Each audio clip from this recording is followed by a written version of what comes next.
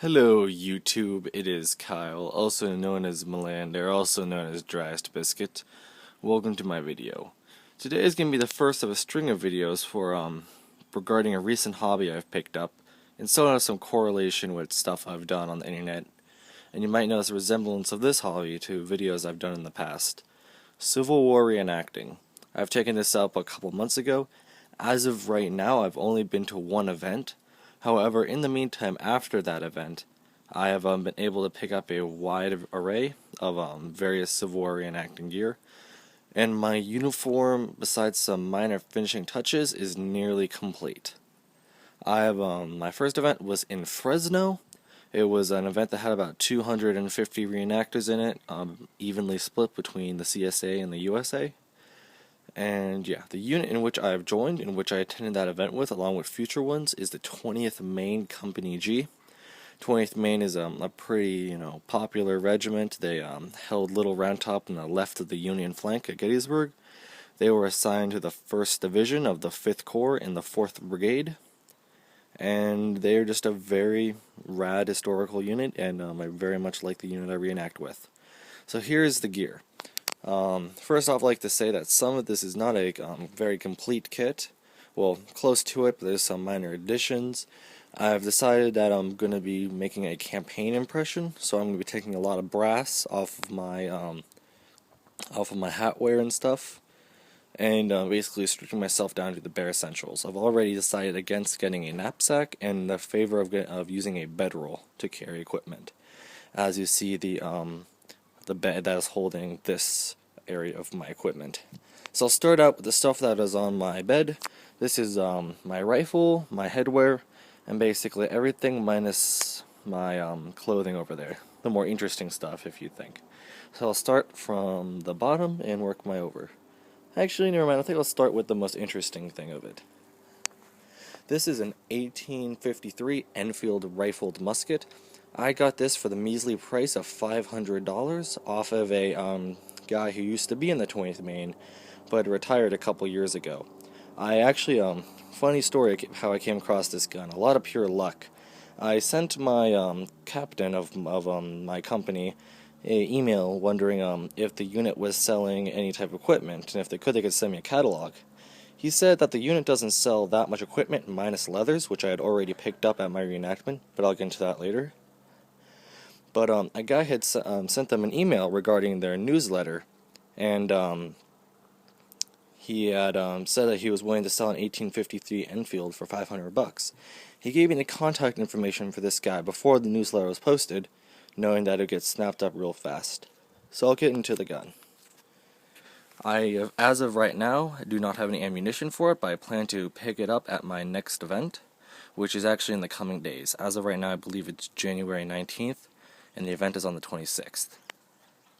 As you'll see, as different to the Springfield, which I used at my reenactment, the Enfield has the bands that go out. Rather, I don't believe the Springfield has the bands that go out, but they more stay in. The lock plate in the lock is of a darker color as compared to the Springfield, and where it is there, it pretty much ends its similarities to my understanding externally. Minus that the Enfield is slightly lighter to my understanding than the Springfield. Off of this guy, with my purchase, I got a bayonet for the Enfield, an Enfield scabbard, and a Springfield scabbard. At first, I wasn't entirely sure the story of these scabbards. I just knew that there were two. I didn't know one of them belonged to a single bayonet. The scabbard for the Enfield is supposed to go into this bad boy, that to my understanding hooks onto your belt, and is a lot harder. It's just wiggling like this because these were, one thing you'll notice with my scabbards is a lot of them are very worn. Just a second. This bad boy right here is very bendable. It's a little bit of slightly broken right here, but I'll plan on fixing that later. My Springfield bayonet, on the other hand, as compared to the more slightly more extravagant and as well as tougher Enfield scabbard, the Springfield scabbard flops around. I do, however, prefer this scabbard because my Enfield bayonet does not fit entirely into this scabbard. I believe that was the way it was supposed to be made, but I'm not entirely sure. Problem with this scabbard is this piece right here, somewhat come off. I'm going to attempt to fix that as well, but I believe in my reenactment I'm going to use the Springfield scabbard over the Enfield scabbard. Now I'm going to go over. I have, minus some of the more expensive pieces, I have two of almost everything. Me and my dad are doing this reenacting together, so we have gotten two different uniforms. This is right here is my belt, and that right there is my dad's belt. Fit with the United States buckle. Same thing. Two cap boxes.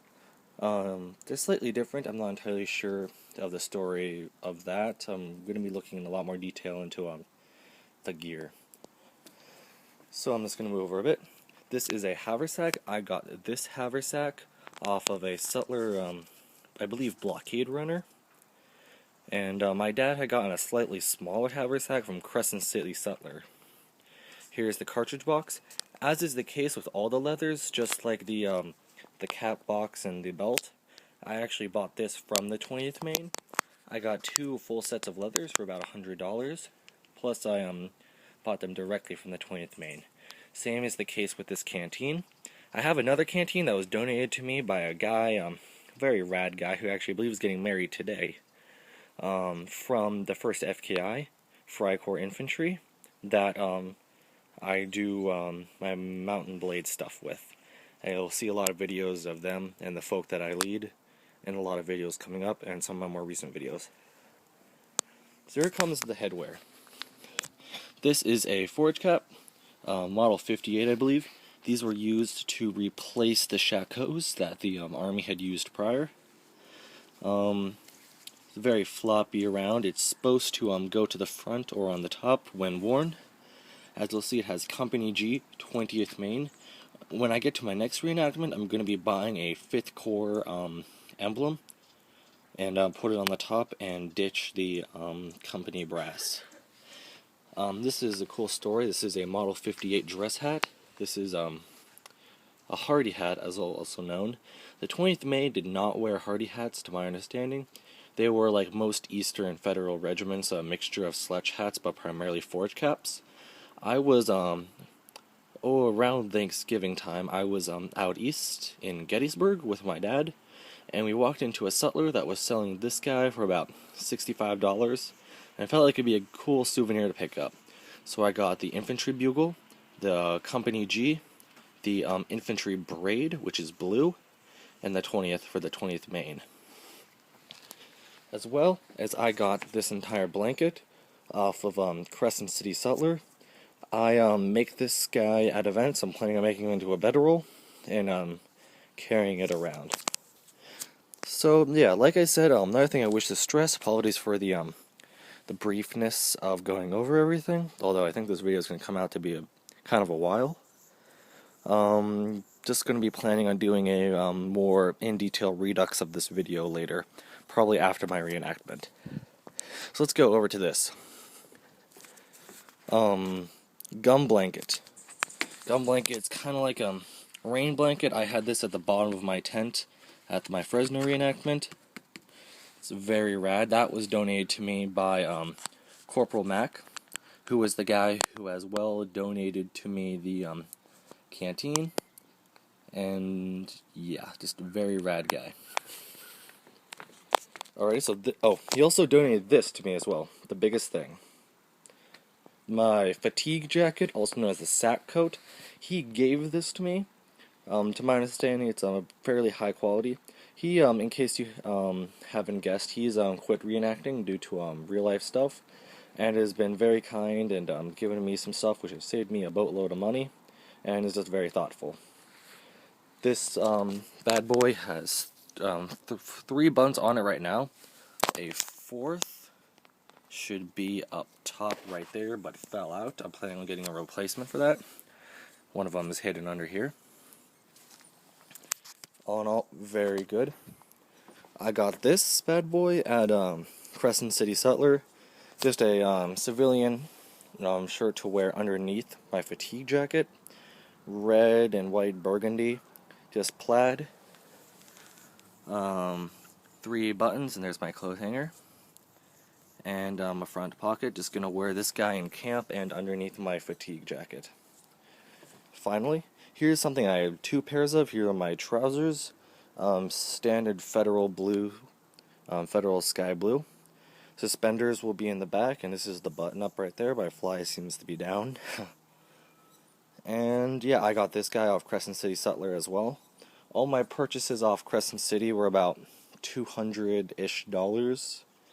And the rifle was $500, in which I split $250 with my dad and myself. And I bought both of the hats. So anyways, I hope you liked the video. Like I said, this is just a brief thing showing over all of my gear and whatnot.